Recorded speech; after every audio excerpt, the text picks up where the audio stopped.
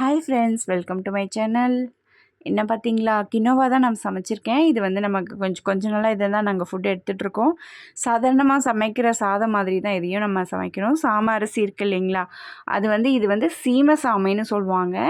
அதுதான் இது உங்களுக்கு. அதில் வந்து ஸ்ப்ரவுட் மாதிரி இருக்கும் உங்களுக்கு. அது வேக வச்ச சாம அரிசியில் இந்த கினோவாவில் உங்களுக்கு ஸ்ப்ரவுட் இருக்கும். உங்களுக்கு அழகாக தெரியும் நம்ம சமைச்சு சாப்பிடும் பொழுது. நான் வந்து சாம்பார் தான் வச்சுருக்கேன். சாம்பார் பொரியல் வச்சுருக்கேன். அதை வந்து இதோட கூட சேர்த்து சாப்பிட்றோம். நீங்கள் கீரை எது வேணால் செய்யலாம்.